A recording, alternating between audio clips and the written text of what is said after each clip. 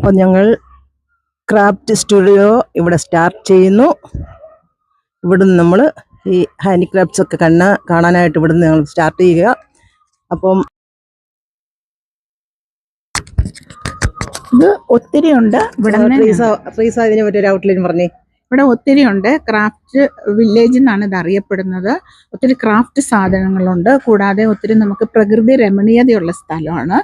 പിന്നെ നല്ല റെസ്റ്റോറൻ്റ് ഉണ്ട്. ഒത്തിരി കാണാനുണ്ട്. നമുക്ക് ഓൺ ദ വേ എല്ലാം കാണാം. ഓക്കെ.